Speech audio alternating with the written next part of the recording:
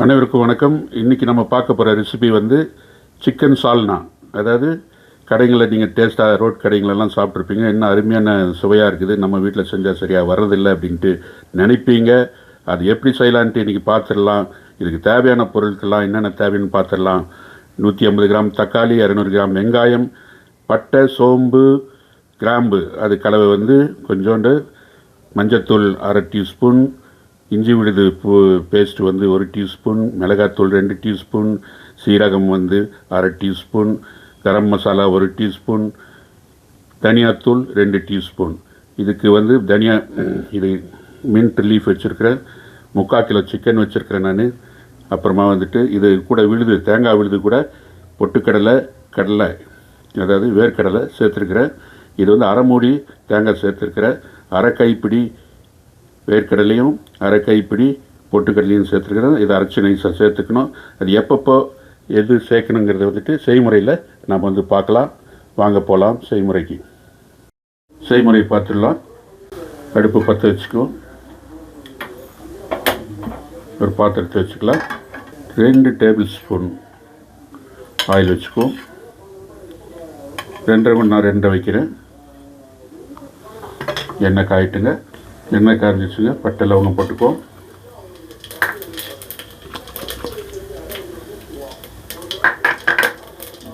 வெங்காயம் சேர்த்துக்குவோம்.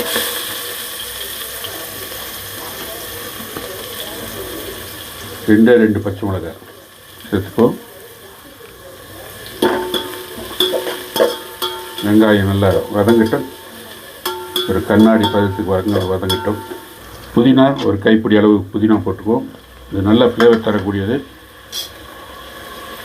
கூடவே எடுத்து வச்சுருக்கிற இஞ்சி பூண்டு பேஸ்ட்டு போட்டுக்குவோம். 2 கருவேப்பிலை நல்லா கிளறி விடுங்க.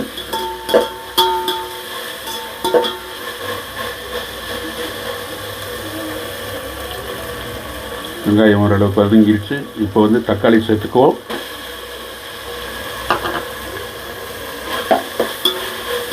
தக்காளி நல்லா மசிஞ்சு கிரேவி டைப் வரணும், அந்த அளவுக்கு வதங்கணும். குயிக்காக வதங்கிறதுக்கு ஒரு பிஞ்சு டேபிள் சால்ட் போட்டுக்குவோம், இல்லாட்டி கல் உப்பு போட்டுக்குவோம். சீக்கிரம் வதங்கி கொடுக்கும். இந்த கல் உப்பு போட்டுக்கிறேன். நல்லா வதங்கட்டும். ஓரளவுக்கு வதங்கினோடனே மசாலா பொடிகள்லாம் சேர்த்துக்குவோம். தக்காளி ஓரளவுக்கு நல்லா வதங்கிடுச்சுங்க. இப்போ மசாலா சேர்த்து இன்னும் கொஞ்சம் வதக்க விடுவோம்.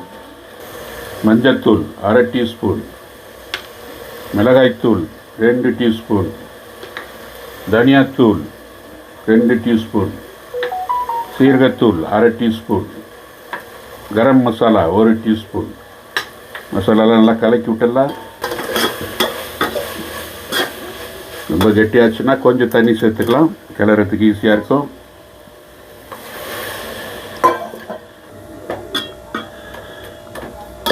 மசாலாலாம் வெந்து வரட்டுங்க.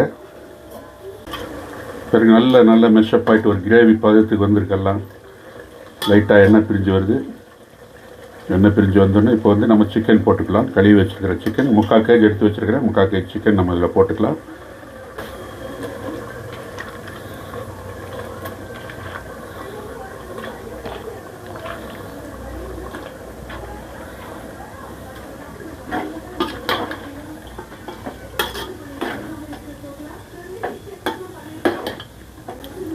சிக்கனுக்கு தேவையான உப்பு சேர்த்துக்குவோம். அப்புறம் தேவையான லாஸ்ட்டில் டேஸ்ட் பண்ணிக்கிட்டு தேவையான சேர்த்துக்குவோம். நல்லா கலக்கி விடுங்க. இப்போ சிக்கன் வேகணும், அதுக்குண்டான தண்ணியை சேர்த்துக்குவோம்.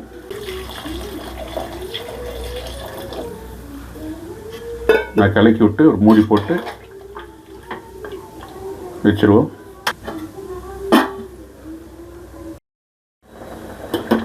சிக்கன் நல்லா 3/4 பாகம் வெந்து வந்திருக்கு. இந்த டைமில் நம்ம அரைச்சி வச்சுருக்கிற தேங்காய் விழுதை நம்ம வந்து இதில் சேர்த்துக்குவோம்.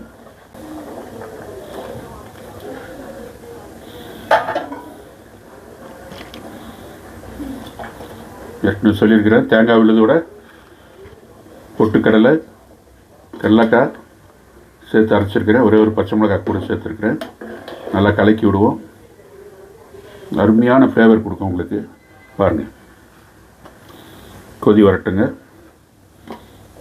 சால்னா வந்து கொஞ்சம் தண்ணியாக இருந்தால் நல்லாயிருக்கும். அப்போ தான் இந்த பரோட்டா, சப்பாத்தி இதுக்கெல்லாம் ரொம்ப அருமையான காம்பினேஷன். தீபாவளி டைமில் வந்து இட்லி, தோசைக்கு கூட ரொம்ப அருமையாக இருக்கும். செஞ்சு பாருங்கள். மூடி வச்சிடுறேன், கொதிக்கட்டும். சால்னா ரெடி ஆகிடுச்சுங்க. சிக்கன் சால்னா பாருங்கள், அருமையாக வந்திருக்கு சிக்கன். சப்பாத்தி, பரோட்டாக்கெலாம் ரொம்ப நல்லாயிருக்கும். இட்லி, தோசை கூட நீங்கள் வந்து ரொம்ப அருமையாக இருக்கும். கடைசியாக அதில் வந்துட்டு கொத்தமல்லி இலை போட்டு மூடி வச்சுருங்க. கொஞ்சம் ஆறணுன்னு சர்வ் பண்ணுங்கள். ரொம்ப நல்லாயிருக்கும். இது வரைக்கும் சப்ஸ்கிரைப் பண்ணாதவங்க சப்ஸ்கிரைப் பண்ணுங்கள். பெல் பட்டன் ப்ரெஸ் பண்ணுங்கள். உங்கள் கமெண்ட்டில் சொல்லுங்கள். வணக்கம். அடுத்த எபிசோடில் சந்திப்போம். வணக்கம்.